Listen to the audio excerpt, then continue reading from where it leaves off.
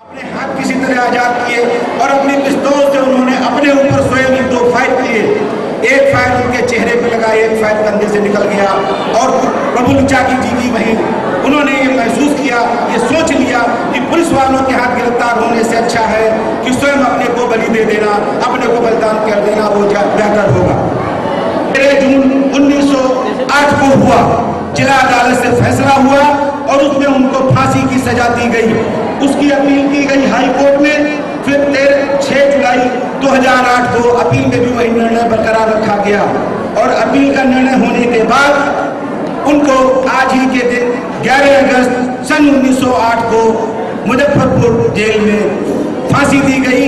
और फांसी के वक्त उनका जो जोश था, जो चेहरे के भाव थे, वो देखने वाले थे।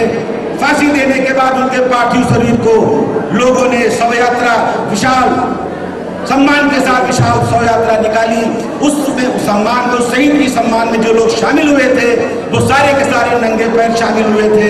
और जब चिता पूरी तरह शांत हो गई तो उस चिता की भस्म को लेकर के लोगों ने सोने और चांदी और हाथी दांत के बक्सों में रख करके सम्मानपूर्वक अपने बच्चों को ये शिक्षा दी, हिदायत दी कि देखो इस बच्चे ने इस तरीके से देश के लिए कुर्बानी दी है और आप भी, यानी अपने बच्चों को उन्होंने ये शिक्षा देना बेहतर समझा कि हमारे घर का बच्चा भी खुद ही रामदोष बने।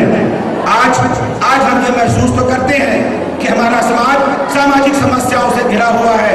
सामाजिक समस्याओं का कारण क्या है, इस पर हम जब गौर करते हैं, जैसे बच्चों ने यहाँ सवाल भी उठाया कि हमारी सामाजिक समस्याओं का कारण क्या है। देश की आजादी के लिए संघर्ष किया क्रांतिकारियों ने। इसी बंगाल की धरती पर अनुशीलन समिति सन 1902 में बनी, जिसने अपना उद्देश्य घोषित किया कि मनुष्यों में मनुष्यत्व विकसित हो, वो गुलामी में संभव नहीं है। तो मनुष्यत्व विकसित करने के लिए अनुशीलन समिति का गठन होता है और उससे पहले 1760 वगैरह से ही विभिन्न क्षेत्रों में विभिन्न तरीके के विद्रोह भारत की गुलामी के बाद शुरू हो गए थे, क्योंकि सिराजुद्दौला के सेनापति मीर जाफर वगैरह की गद्दारी से भारतवर्ष में सामंतों की फूट के कारण भारतवर्ष में ब्रिटिश साम्राज्यवाद की स्थापना होती है। स्थापना होने के तुरंत बाद उसका विरोध भी विद्रोहों की शक्ल में शुरू हो जाता है। कहीं चियाल विद्रोह, कहीं सन्यासी विद्रोह और छोटे छोटे गुट क्रांतिकारियों के विभिन्न प्रांतों में विरोध अपना प्रदर्शित करने लगते हैं और अपनी कुर्बानियां देने लगते हैं। सबका लक्ष्य उद्देश्य यही होता है कि भारत से ब्रिटिश साम्राज्यवाद को उखाड़ फेंकना और भारतवर्ष में एक ऐसी व्यवस्था कायम करना जिसमें आदमी आदमी बनकर के जी सके, जैसा कि अनुशीलन समिति ने अपना लक्ष्य उद्देश्य घोषित किया। भारत के विभिन्न क्रांतिकारी गुटों ने जब यह महसूस किया कि हमारा कोई अखिल भारतीय स्तर का संगठन नहीं है, इसलिए हम सफल नहीं हो पा रहे हैं, तो सबसे पहले 1923 में ढाका के मेमन सिंह जिले में एक क्रांतिकारियों का एक सम्मेलन होता है। उसमें HRA की स्थापना होती है, हिंदुस्तान सोशलिस्ट रिपब्लिकन आर्मी। उसका ध्येय होता है कि शोषण विहीन वर्गहीन समाज की स्थापना करना, यानी भारत में एक ऐसी आर्थिक सामाजिक राजनीतिक व्यवस्था की स्थापना करेंगे जिसमें मनुष्य द्वारा मनुष्य का शोषण संभव नहीं होगा। और काकोरी में ट्रेंड, जो आप लोग एक मशहूर काकोरी कांड सुनते हैं, जिसमें राम प्रसाद बिस्मिल, अशफाकुल्लाह खां वारसी, राजेंद्र लाहिड़ी आदि को फांसी हुई थी।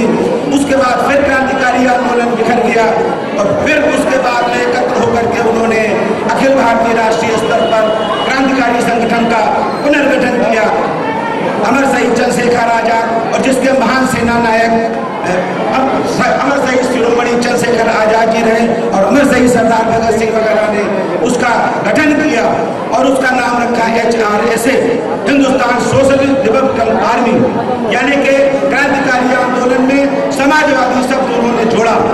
समाजवाद जोड़ करके, समाजवाद शब्द क्यों जुड़ा? क्योंकि 1917 में रूस में महान मार्क्सवादी कामिल लेनिन के नेतृत्व में मजदूर क्रांति संपन्न हुई थी और उसके जरिए रूस में मजदूर अधिनायकत्व कायम किया गया था। उस क्रांति का पूरा राजनीतिक, सैद्धांतिक, सामाजिक असर क्रांतिकारी आंदोलन पर पड़ा और भारत के महान चिंतक और दार्शनिक शहीद आजम सरदार भगत सिंह ने संगठन को ये मोड़ दिया। लेकिन इसी जगह आप देखिए कि क्रांतिकारियों के लक्ष्य उद्देश्य, क्रांतिकारियों की शहादतों का मकसद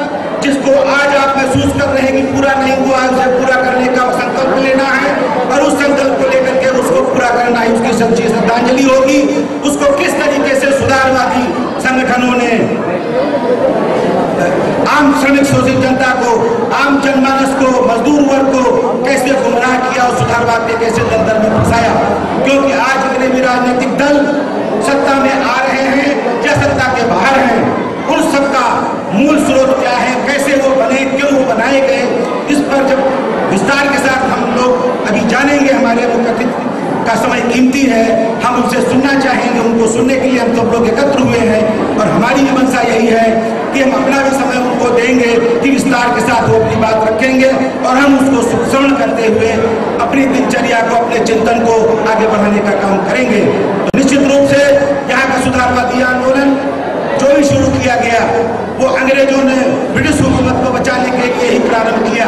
1872 से 76 के बीच हिंदुस्तान में सबसे जो यहाँ की बहादुर लड़ाकू कौम थी, सरदारों की, सिख की, उसको बांटने के लिए, लड़ाने के लिए उन्होंने 2 खासा दिवान की स्थापना करी, एक लाहौर में, एक अमृतसर में। और उसी समय SC/ST एसोसिएशन की स्थापना उन्होंने करी कि हरिजनों को संगठित करने के लिए। 1906 में हिंदू महासभा की स्थापना करी कि हिंदुओं को संगठित किया जाए, उनके अंदर सांप्रदायिक भावना को भरा जाए। 1907 में ढाका के नवाब के नेतृत्व में मुस्लिम लीग का गठन उन्होंने किया ताकि हिंदू मुस्लिम सांप्रदायिकता को बढ़ा करके और उनके बीच फूट डालने का काम किया जाए। इसी बीच उन्होंने 1885 में अखिल भारतीय राष्ट्रीय कांग्रेस की स्थापना की थी। आप याद करें कि दिसंबर 1885 में जिस समय कांग्रेस का अखिल राष्ट्रीय पहला सम्मेलन हुआ बंबई के ग्वालियर नामक स्थान पर, उसमें 72 भारत के करोड़पति बुद्धिजीवी थे और वो 72 भारत के करोड़ बुद्धिजीवी कोई ऐसे साधारण व्यक्ति नहीं थे। सत्ता के प्रमुख शुभचिंतक, ब्रिटिश साम्राज्यवाद के, आप ये कहिए तो अतिशयोक्ति नहीं होगी कि ब्रिटिश साम्राज्यवाद के हितरक्षक उनके दलाल लोग थे। उनको लेकर के, अपने भरोसे के आदमियों को लेकर के उन्होंने अखिल भारतीय राष्ट्रीय कांग्रेस की स्थापना करी थी। तो आप देखते हैं कि भारत के सांप्रदायिक संगठन, भारत का सबसे बड़ा राजनीतिक दल जो आज भी अपने को बटवृक्ष की तरह भारत में प्रचारित और प्रसारित करके सत्ता में आता है, सत्ता से बाहर रहता है, उसकी स्थापना का मकसद क्या था कि भारत में ब्रिटिश राज की स्थापना जो हुई है उसकी मदद की जाए, उसको सुरक्षित किया जाए, उसको आगे बढ़ाया जाए। इसीलिए अपने गठन के दिन से लेकर के 1929 की 30 दिसंबर रात 12 बजे तक अखिल भारतीय राष्ट्रीय कांग्रेस का घोषित उद्देश्य भारत में न तो स्वराज प्राप्त करना था, न आजादी प्राप्त करना था और न भारत के आम जनमानस की किसी समस्या को हल करना था। शाह के प्रतिवर्ष ये अपने एक किसी बड़े शहर में इकट्ठा होते थे, अपने भारतीय पूंजीपतियों के लिए लॉर्ड मैकाले की शिक्षा पद्धति के जरिए जो बुद्धिजीवी तबका पैदा हो रहा था, बुद्धिजीवी वर्ग जो पैदा हो रहा था, उसकी सुविधा, सहूलियत, नौकरी के लिए जो है वो कुछ सहूलियतें, कुछ रियायतों का मांग पत्र तैयार करके वो अधिवेशन में प्रस्तुत किया करते थे। और सबसे पहले यूनियन जैक फहराया जाता था, सम्राट के दीर्घायु होने की कामना की जाती थी। जैसे जनगणमन आदि जो लिखा गया वो सम्राट के आने पर उसका एक तरीके से यशोगान था। उसके बाद वो लोग फिर अपनी बात कहते थे, कुछ बातें उनकी मानी जाती थी, कुछ मांगे अगले साल के लिए टाल दी जाती थी।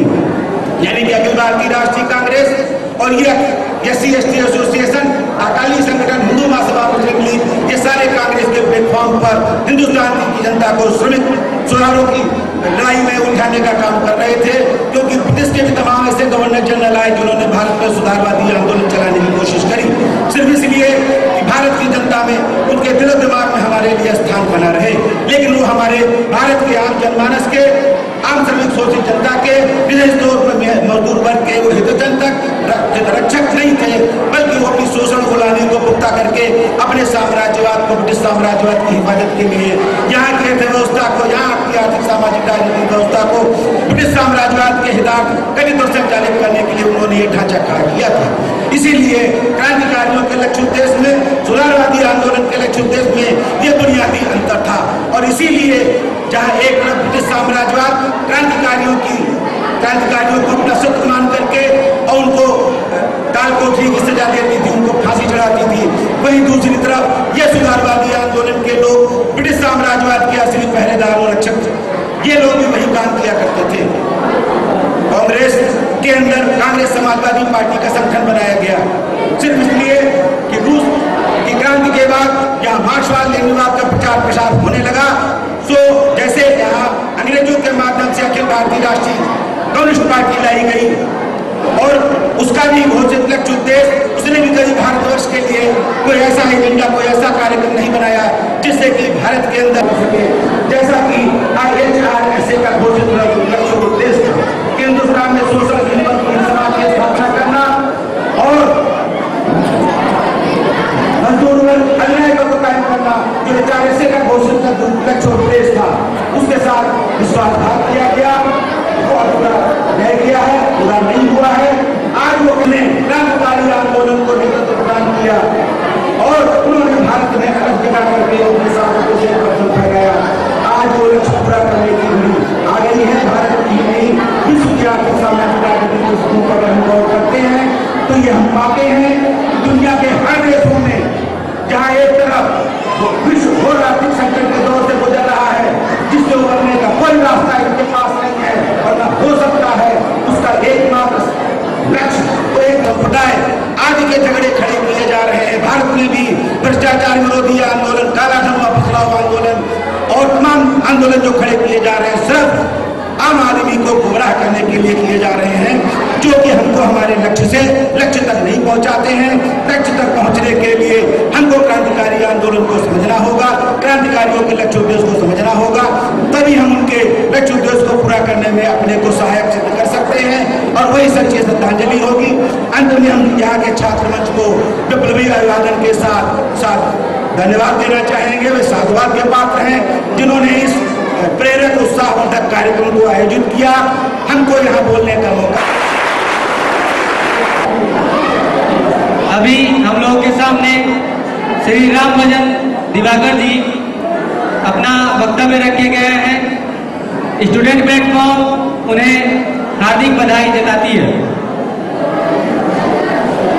ऐसा लाइन नहीं होगा जो उनको पता ना हो, पूरा इतिहास का डिक्शनरी कह सकते हैं इनको हम। ऐसे महान व्यक्ति जो आज यहाँ पर हमारे इस कार्यक्रम में उपस्थित हुए हैं, इसलिए स्टूडेंट प्लेटफॉर्म उनको बधाई जताती है।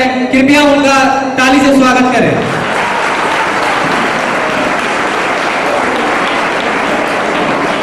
अतः मैं अपने चीफ गेस्ट से यह अनुरोध करता हूं कि कृपया वो मंच पे आए और अपना बहुमूल्य वक्तव्य रखें। और आप सभी लोगों से भी यह अनुरोध है कि कृपया शांति बनाकर उनके वक्तव्य को सुने, उनके उद्देश्य को सुने, हमारे कार्यक्रम के प्रमुख विषय को सुने। धन्यवाद।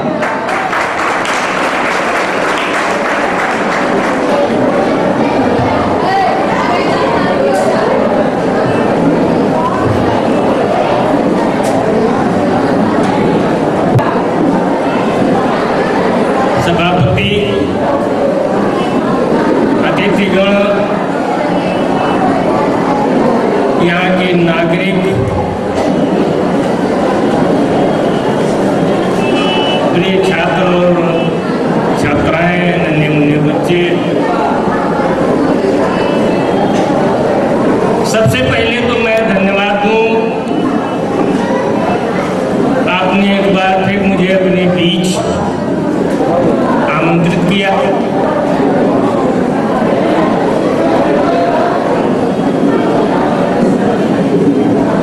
मुझे कुछ कहने का अवसर दिया।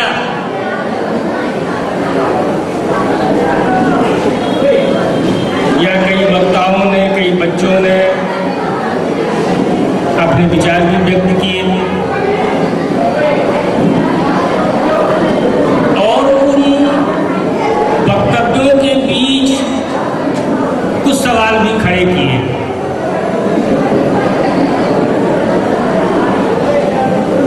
कुछ नारे भी लगे।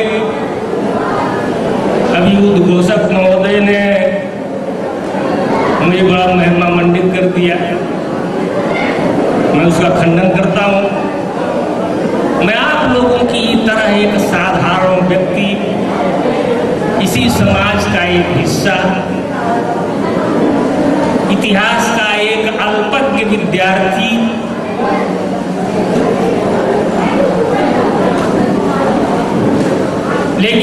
संकल्पित व्यक्ति। इसके अलावा मेरी कोई पहचान नहीं है, मैं महान नहीं हूं।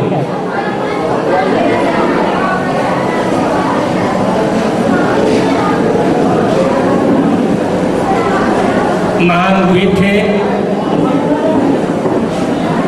जिनकी छोड़े पग चिन्हों पर आज हम सभी लोग चलने की कोशिश कर रहे हैं। कुछ बच्चों ने सवाल किए हैं,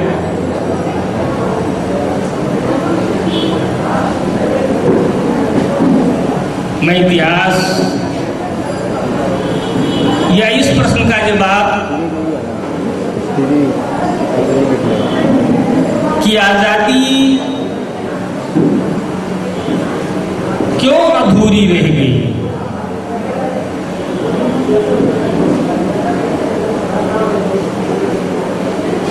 मुझे प्रसन्नता है। दुनिया का इतिहास ये बताता है कि जब युवा पीढ़ी इतिहास के पन्नों पर वर्तमान के सवाल ढूंढती है,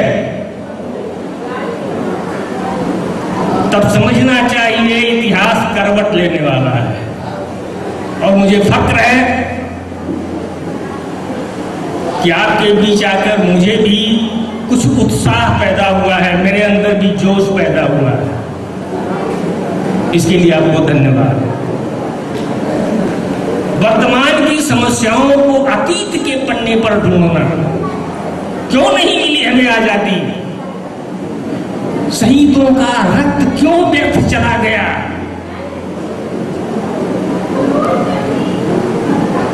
उनके रास्ते पर टपके हुए खून पर मिट्टी क्यों डाली गई,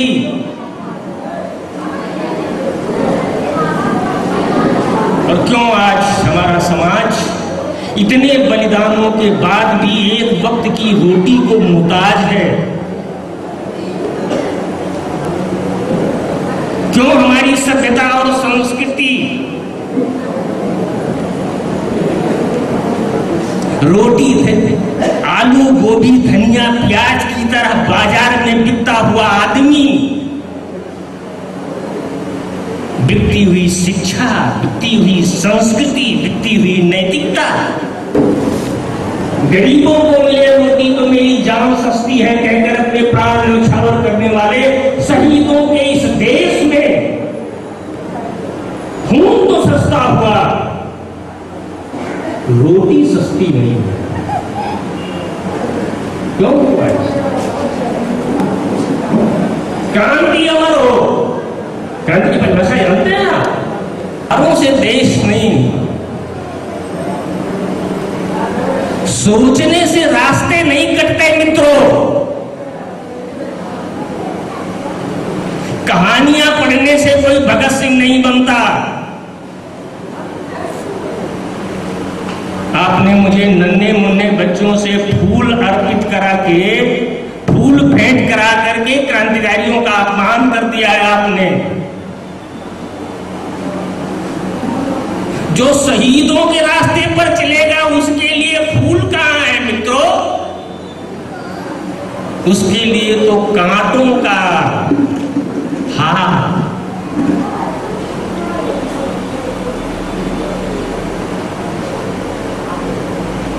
अभी हमारे कामरेड गुप्ता जी ने, शिक्षक हैं,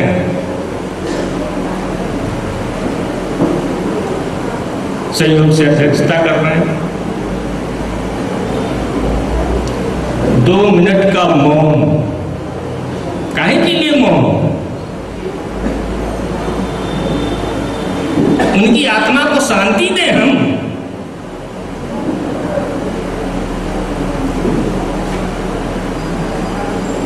अभी उनको श्रद्धांजलि अर्पित करने का समय नहीं आया है। हम उन्हें श्रद्धांजलि देंगे, लेकिन उनके सपनों का समाज बनाने के बाद तब कहेंगे हमारे पूर्वज शहीद खुदीराम बोस आज देखो मैंने तुम्हारे सपनों का भारत, तुम्हारे सपनों का समाज बना दिया है। आज हम तुम्हें श्रद्धांजलि देते हैं। अभी श्रद्धांजलि देने का वक्त नहीं आया। अभी तो उनकी शहादत तिथियों पर उनके रास्ते पर चलने के संकल्प लेने का समय। आज का दिन मुर्दों को जगाने के लिए है, सोए हुए लोगों को झकझोर के जगाने के लिए है। चलो, व्यायाम का विश्राम का समय नहीं है, रास्ते पर चलने का समय।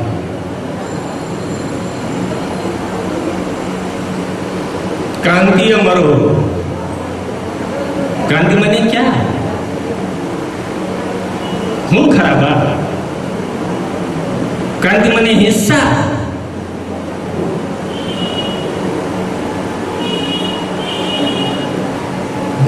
तरह तरह के भ्रम। यही सवाल भगत सिंह से पूछा गया था, क्रांति का अर्थ क्या है? भगत सिंह ने कहा, क्रांति का अर्थ है वर्तमान आर्थिक, सामाजिक, राजनीतिक ढांचे में आमूलचूल परिवर्तन। क्रांति का क्या मतलब है? जब आप कहते हैं क्रांति अमर हो, तो इसका क्या अर्थ होता है? वर्तमान जो आर्थिक, सामाजिक, राजनीतिक ढांचा है, इसमें आमूलचूल परिवर्तन है। तो पहले जानिए क्या कि वर्तमान आर्थिक, राजनीतिक ढांचा है क्या।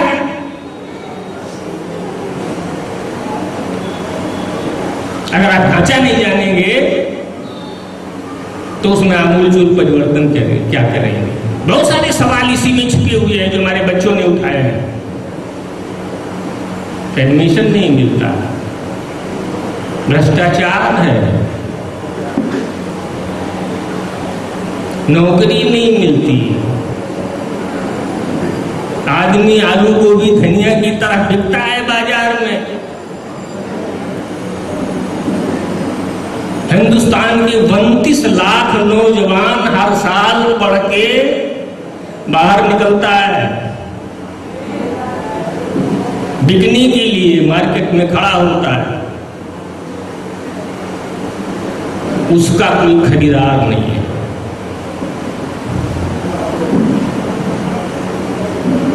श्रम मंत्रालय कहता है हिंदुस्तान का 56% आबादी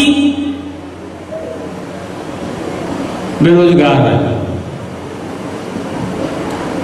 इस समाज से हम काम मांगते हैं, हमको खरीदो और हमसे काम लो। ये व्यवस्था हमको काम देने की क्षमता इस व्यवस्था में नहीं है।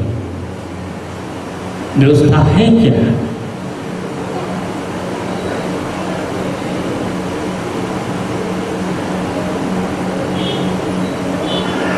वर्तमान व्यवस्था को पूंजीवादी व्यवस्था कहते हैं। हमारे तमाम छात्रों ने कहा पूंजीपतियों के हाथ में सत्ता है, पूंजीपतियों की सरकार है, पूंजीपतियों की।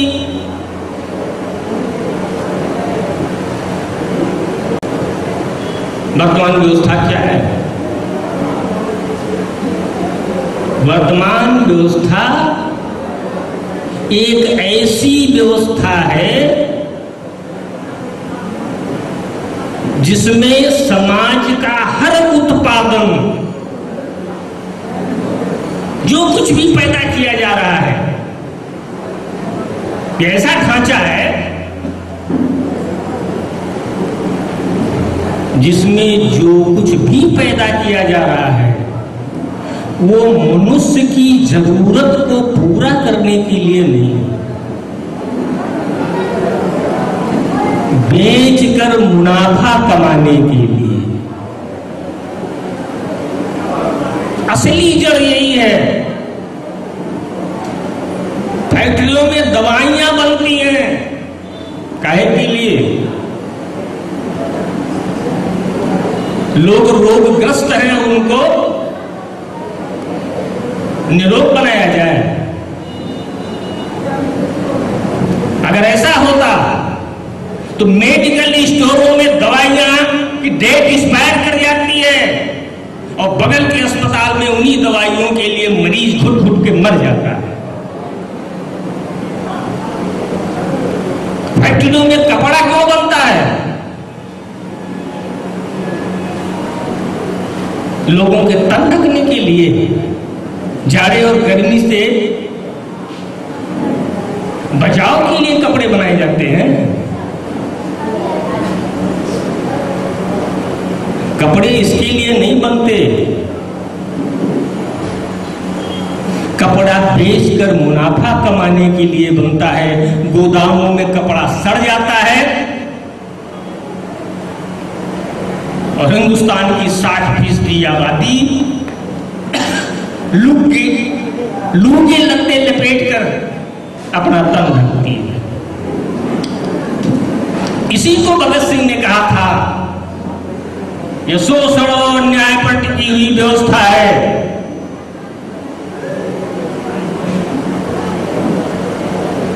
इसको बदलना पड़ेगा। हम उदाहरण देते हैं आपको, हमारे घर में, आप सबके घर में मां बहनें घी रोटी बनाती हैं। काहे के लिए बनाती हैं?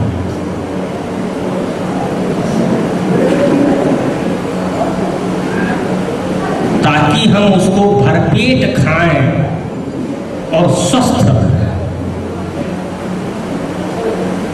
लेकिन ये समाज क्या पैदा करता है? समाज पैदा करता है इसलिए नहीं कि लोग खाएं और स्वस्थ रहें,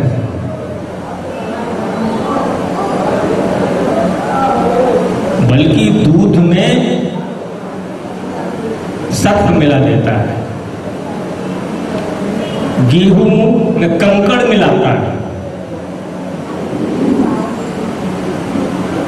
नकली दवाइयां बेची जाती हैं। काहे के लिए? इस पूरा समाज का जो आर्थिक ढांचा है इसी पर टिका हुआ है। आदमी की जरूरतों को पूरा करने के लिए नहीं, हर माल बाजार में बेच के मुनाफा कमाने के लिए। यह जब तक मुनाफे पर टिकी अर्थव्यवस्था रहेगी,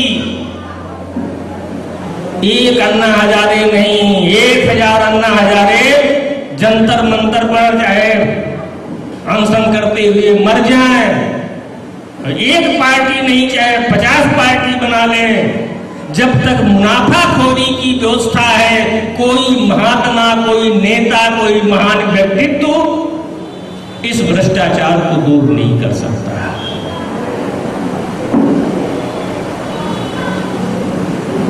हर चीज शुभ और लाभ हमारे घरों में, जब टटोलिए अपने घरों में, लड़कियां, हम संतान नहीं पैदा करते हैं, हम माल पैदा करते हैं। जैसे फैक्ट्री में माल पैदा होता है, हम संतान नहीं पैदा करते, हम संतान की जगह माल पैदा करते हैं। लड़कियां पैदा हुई तो मातम हो जाता है, लड़के पैदा हुए तब क्यों ऐसा होता है? इसलिए कि लड़कियां संतान थोड़ा है, वो तो पराया धन है। धन को देखिए, ये धन की अवधारणा कहां से पैदा हो गई?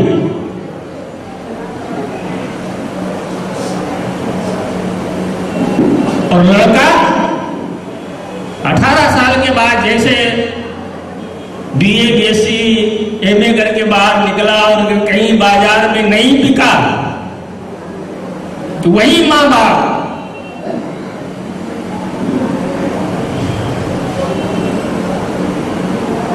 जिन्होंने 18 साल 20 साल उसको अपने प्राणों से भी अधिक प्रिय समझ के पाला और पोसा, जैसे ही मंडी में वो नहीं बिका, वैसे न काम का न काज का, दुश्मन अनाज का। आप किसको दोष देंगे? मां को, बाप को? किसकी नीयत खराब हुई?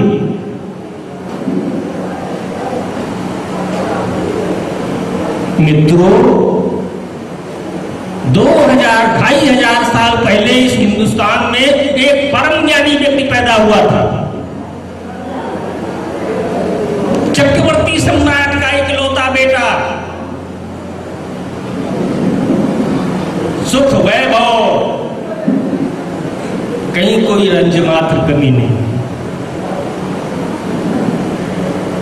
लेकिन उसने देखा कि एक तरफ वैभव है तो दूसरी तरफ भूख से बिलबिलाते लोग भी हैं।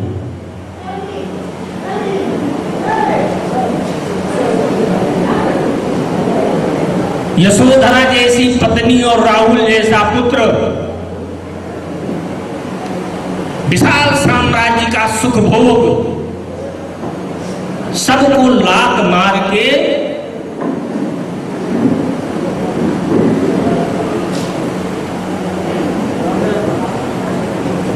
वो जंगलों में चला गया। 12 साल तक भूखा प्यासा वस्त्रहीन दर दर भटकता रहा।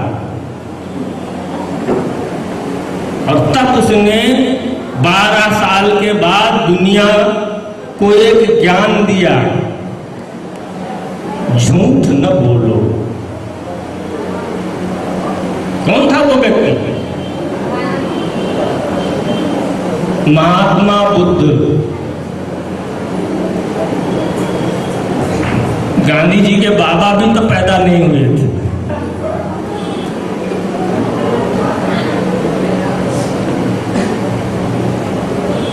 महात्मा बुद्ध ने कहा, झूठ न बोलो। इतना बड़ा त्यागी इतिहास में बिरले मिलते हैं, जिसने राजपाट सुख वैभव सब लात मार के इस समाज के लिए 12 वर्ष तक भूखे रह के दर दर भटकता रहा। उस व्यक्ति ने इस दुनिया से कहा, झूठ न बोलो, चोरी न करो। लेकिन मैं आपसे पूछता हूं, झूठ रुका? चोरी रुकी?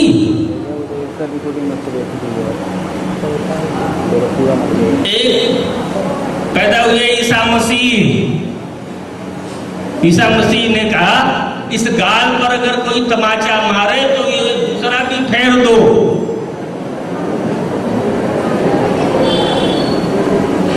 लेकिन उन्हीं के वंशजों ने दुनिया को, ईसाई कौम ने पूरी दुनिया को पूरी बर्बरता के साथ रौंदा।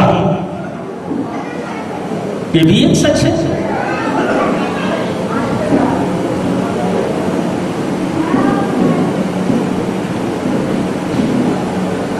मोहम्मद साहब पैदा हुए, का मुसलमान वो है जिसका ईमान मुसल्लम हो। मुसल्लम माने जिसमें जरा सा भी खोट ना हो। मुसलमान वो है जिसका ईमान मुसल्लम हो।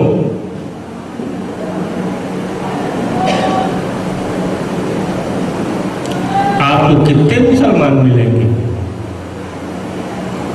क्या वजह है? मित्रों, समय नहीं है, बड़ी देर से आप इस कार्यक्रम में हैं। ये सवाल, बहुत सारे सवाल जो आज यहां उठे हैं, 16वीं 17वीं शताब्दी के दार्शनिक चिंतन में जो दुनिया भर के दार्शनिक थे, उनके सामने यह सवाल पैदा हुआ था कि आखिर मनुष्य का इतना पतन क्यों हो गया? क्यों हुआ इतना पतन? और इसका जवाब भी आया था। लेकिन चूंकि वह जवाब इस व्यवस्था के हित में नहीं है,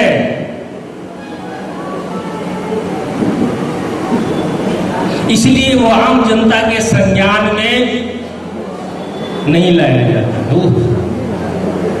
प्रश्न था मनुष्य इतना बुरा क्यों हुआ?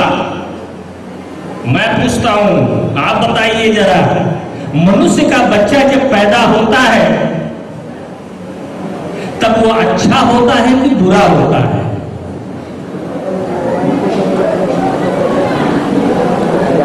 पैदा हुआ छोटा सा बच्चा, 2 दिन 3 दिन 4 दिन 5 दिन 1 हफ्ते का बच्चा, आप मुझको बताइए वो अच्छा होता है कि बुरा होता है? 17वीं शताब्दी के दार्शनिकों ने कहा कि मनुष्य पैदाइशी न तो अच्छा है और न बुरा है। वो जो कुछ सीखता है वो इसी समाज से सीखता है। उसने कहा बाह्य परिवेश, मनुष्य ठीक वैसा बनता है जिसका जैसा उसको उसका परिवेश बनाता है। तो अगर मनुष्य कहीं बुरा है तो वो बुराई व्यक्तियों में नहीं परिवेश में ढूंढो, परिवेश को बदलो, मनुष्य अपने आप बदल जाएगा।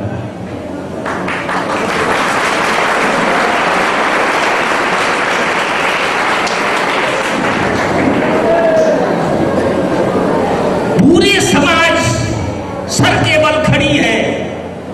महात्मा बुद्ध से लेकर आज तक व्यक्तियों से बदल के परिवेश को बदलने की नाकाम कोशिश। भ्रष्टाचारी व्यक्ति पैदा नहीं होता, पैदाइशी कोई भ्रष्टाचारी नहीं है। अगर भ्रष्टाचार मिटाना है तो उसके विषाणु इस परिवेश में, इस व्यवस्था में ढूंढने होंगे। मनुष्य पैदाइशी बुरा नहीं, इस परिवेश को बदलो, मनुष्य बदल जाए। इसीलिए हिंदुस्तान के महान क्रांतिकारियों ने एक सपना देखा था। जब भगत सिंह ने कहा कि हम मौजूदा आर्थिक सामाजिक राजनीतिक ढांचे में आमूल चूल परिवर्तन करना चाहते हैं, तो आमूल चूल ढांचा है क्या ये? मैंने कहा ये ढांचा, इस ढांचे के अंदर समाज का सारा उत्पादन मनुष्य की आवश्यकता को पूरा करने के लिए नहीं, बल्कि उसे बेचकर मुनाफा कमाने के लिए होता है। तो ये सारा ढांचा, कानूनी राज, कानून, सब इसी ढांचे की हिफाजत में बने। इसीलिए भगत सिंह ने कहा कि आर्थिक सामाजिक राजनीतिक ढांचे को, सबको, इस पूरे ढांचे को समूल बदलना पड़ेगा, आमूल चूल परिवर्तन करना होगा। तो बदल के करेंगे क्या? क्रांति अमर हो। भगत सिंह ने कहा हम एक ऐसा आर्थिक ढांचा बनाना चाहते हैं जिसमें समाज का सारा उत्पादन आज उसे बेचकर मुनाफा कमाने के लिए नहीं, आदमी की जरूरतों को पूरा करने के लिए हो। अगर आप क्रांति अमर हो का नारा लगाते हैं तो आज खुदीराम बोस के शहादत दिवस पर आपको यह संकल्प लेना पड़ेगा, ये घोषणा करनी पड़ेगी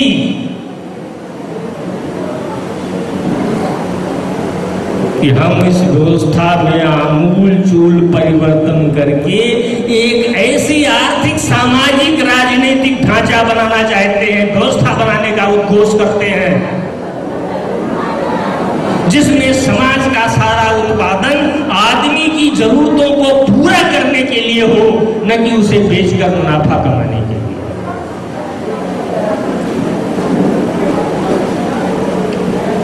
साथियों, यही सपना देखा था हिंदुस्तान के क्रांतिकारियों, और मुझे ये कहने में संकोच नहीं कि ब्रिटिश साम्राज्य की गुलामी इसी बंगाल से शुरू हुई थी, इसी बंगाल की धरती पर। लेकिन इतिहास के विद्यार्थी होने के नाते हम चाहेंगे कि आप भी इतिहास का अध्ययन करें। भारत में अंग्रेजों की गुलामी युद्ध में भारतीयों को पराजित करके नहीं हुई।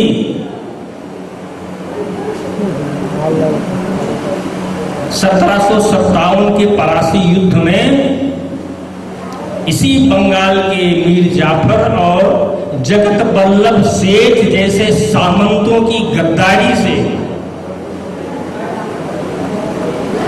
भारत में ब्रिटिश गुलामी की शुरुआत होती है।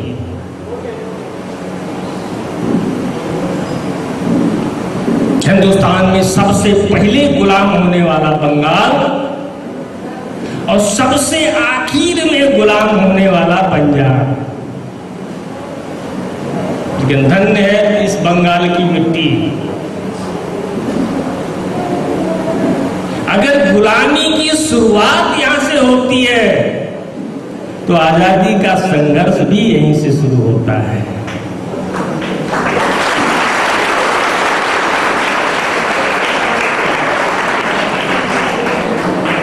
ये बंगाल की धरती, यहाँ की मिट्टी क्रांतिकारियों के हमेशा चंदन का काम करती है। 64 से ब्रिटिश साम्राज्य के खिलाफ यहाँ पहला सैनिक विद्रोह होता है, यही इसी धरती पर।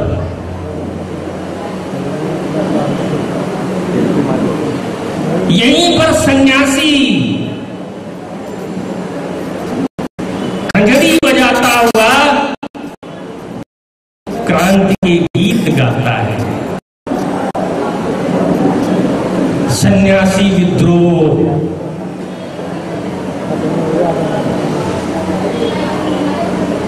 यहीं से चिंगारी फूटती है और पूरे भारत में फैल जाती है।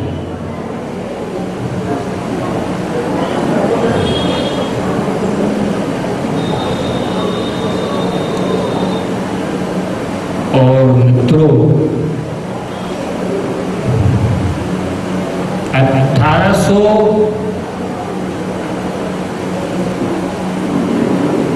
एक चीज और संदर्भ इतिहास में बहुत ज्यादा नहीं चाहता, समय नहीं है, आप भी मुझे बड़ी देर से झेल रहे हैं।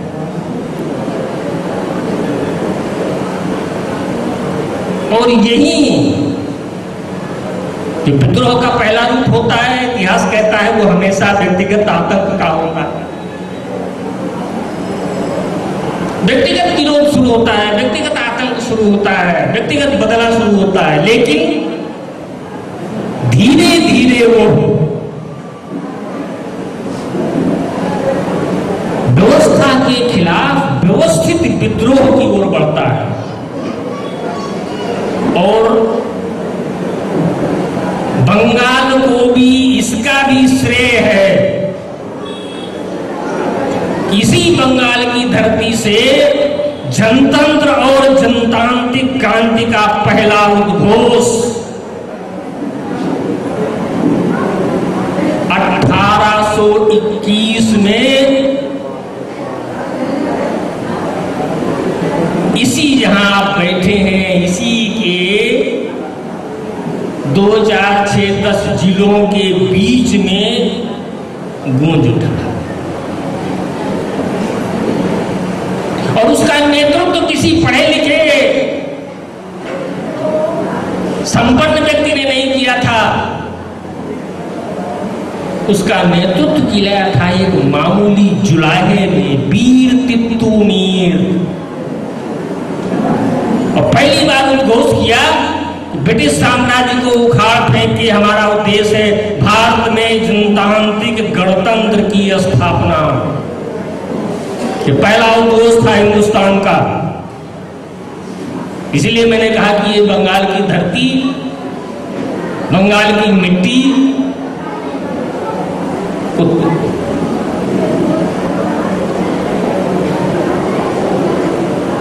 यहीं से फूटा। फिर इसके बाद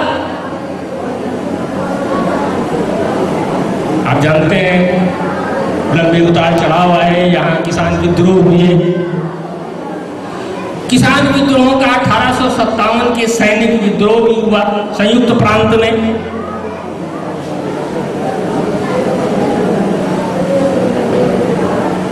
उसी के बाद पूरे हिंदुस्तान में हम देखते हैं कि तमाम क्रांतिकारी धाराएं ब्रिटिश साम्राज्य के खिलाफ खड़ी हो गई, गुलामी के खिलाफ।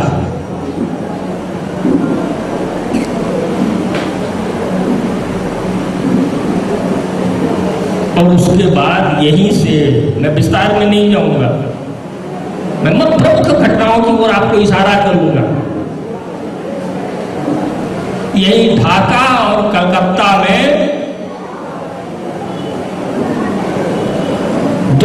1902 में महान क्रांतिकारी संस्था बनी पब्लिक एसोसिएशन। उसका भी गठन सचिंद्रनाथ सान्याल और योगेश चंद्र चटर्जी, जो जिनका संबंध अनुशीलन समिति से था। फिर 28 में भगत सिंह के नेतृत्व में, मैं इतिहास के पन्ने आपको बता रहा हूं, 8 और 9 सितंबर 28 को दिल्ली के फिरोज शाह कोटला में के किले में एक बैठक हुई। उस बैठक में भगत सिंह ने 2 प्रस्ताव रखा था।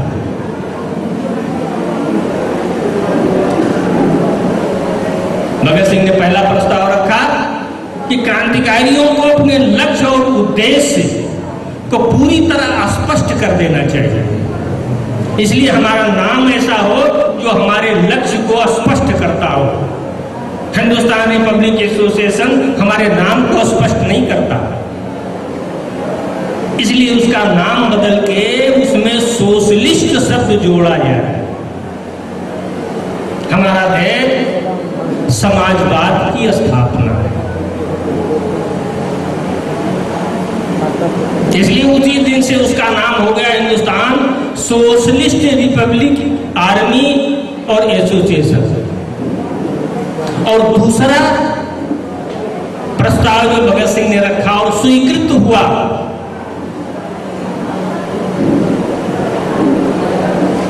उसमें भगत सिंह ने कहा प्रस्ताव में कि ब्रिटिश साम्राज्य को उखाड़ फेंकने मात्र से हमें आजादी नहीं मिलेगी।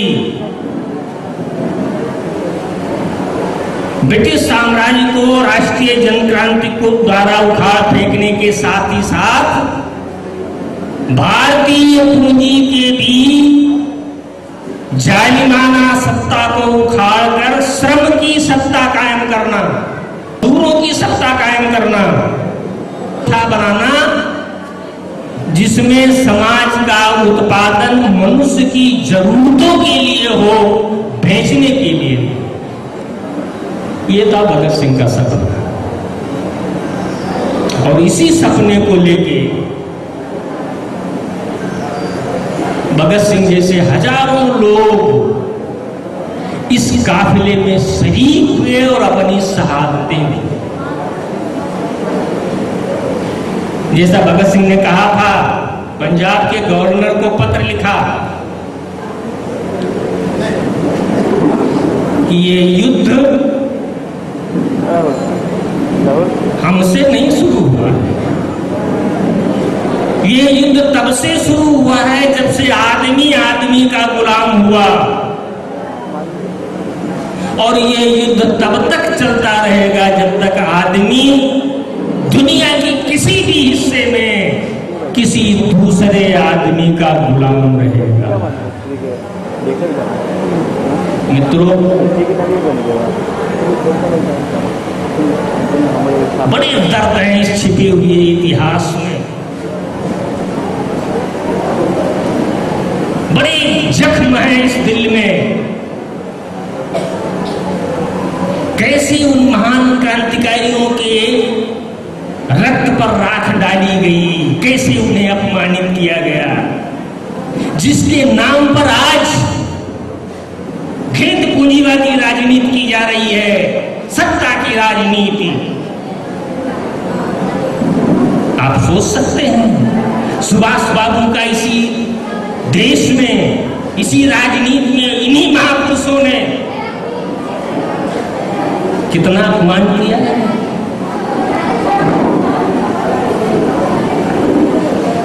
जो पार्टियां आज सुभाष बाबू के मूर्तियों पर माला पहनाने में होड़ करती हैं, उन्होंने सुभाष बाबू को किस तरह अपमानित किया है, ये इतिहास के पन्नों पर ढूंढो मेरे मित्र। किस तरह भगत सिंह को हिंदुस्तान के तमाम महान नेताओं ने ब्रिटिश साम्राज्यशाही के साथ षड्यंत्र करके फांसी चढ़वा दिया। इतिहास में मिलेगा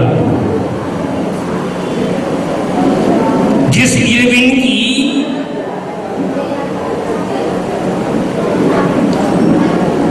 गवर्नेंसी में भगत सिंह को फांसी हुई थी, वायसराय था इरविन, उसी इरविन ने उसके 10 साल बाद किताब लिखी।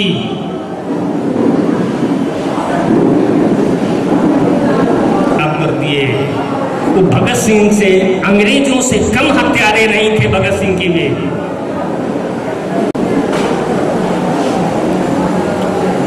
और साजिशों से जब सुभाष बाबू बुलावे पर जापान गए और वहां से आजाद हिंद फौज बना के हिंदुस्तान की ओर मार्च किया, दिल्ली चलो, तुम मुझे खून दो मैं तुम्हें आजादी दूंगा। किस तरह सुभाष बाबू के इस अभियान को असफल बनाने के लिए इसी 43 में इसी बंगाल में कृत्रिम आकार डाला था और 65 लाख बंगालियों को भूख से तड़पा तड़पा के मार दिया। किस लिए? इसलिए कि सुभाष, तो आप सोचिए कितने जख्म उभरते होंगे इस दिल में। वही तो जो सुभाष बाबू का दिल्ली के लाल किले से ऐलान हो रहा था, 1 लाख वॉलेंटियर लेकर हम जाएंगे सुभाष बोस का मुकाबला करने। हमारा राष्ट्र नायक दिल्ली से ये ऐलान कर रहा था। और वहीं अपने को मार्क्सवादी कहने वाले लोग सुभाष बाबू को फासिस्ट और अपने अखबार में, पीपुल्स वार नामक अखबार में सुभाष बोस को गधा और उस पर तोजों को बंदूक लेकर बिठा के कार्टून छापा जाता था और कहा जाता था सुभाष बोस आजादी ला। ये इतिहास के बड़े शर्मनाक पन्ने हैं मित्रों।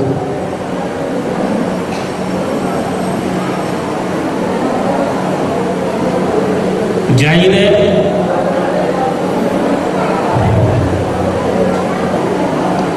नागासाकी और हिरोशिमा पर बम गिरा, आजाद हिंद फौज को रसद और हथियार मिलने बंद हो गए, जर्मनी और जापान ने घुटने टेक दिए और अंत में आजाद हिंद फौज को भी घुटना टेकना पड़ा। लेकिन उनके सिपाहियों को दिल्ली में जिस तरह अपमानित किया गया, उससे पूरे देश में आक्रोश सैनिकों ने विद्रोह कर दिया। इसी कलकत्ता में छात्रों का गुस्सा सड़कों पर उतर आया। गोदी मजदूरों ने काम करना बंद कर दिया और ब्रिटिश साम्राज्य को लगा कि अब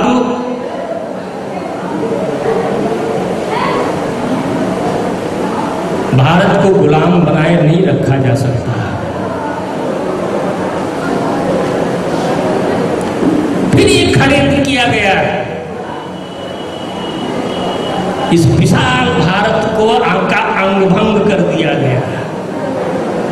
हिंदू पूंजीशाहों और मुस्लिम पूंजीशाहों के हितों में ब्रिटिश साम्राज्य के षड्यंत्रों से हिंदुस्तान और पाकिस्तान के रूप में भारत को बांट दिया गया। लाखों हिंदू मुसलमानों की लाश पर इस कथित आजादी का तिरंगा फहराया गया। इसमें कोई शक नहीं कि ब्रिटिश गुलामी से हमको मुक्ति मिली, लेकिन पूंजी की गुलामी से मुक्ति नहीं मिली।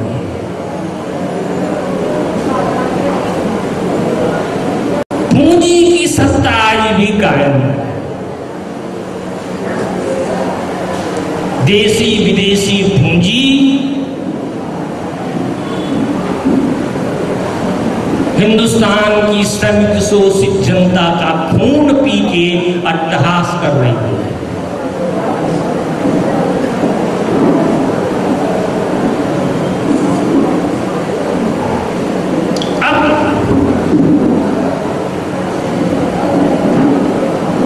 फ्रांसीसी दार्शनिक ने कहा कि जिंदा कौमें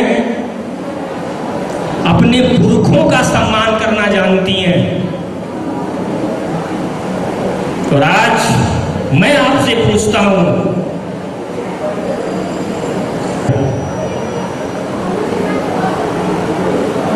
जिंदा कौमें अपने पुरखों का सम्मान करना जानती हैं और पुरखों का सम्मान करने का अर्थ एक है कि उनका जो सपना अधूरा है उसको पूरा किया। इसलिए आज खुदीराम बोस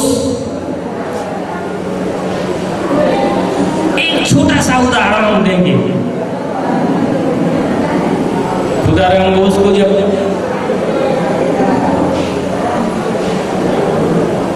फांसी चढ़ना था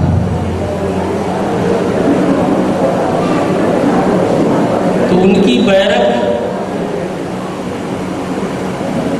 10 अगस्त को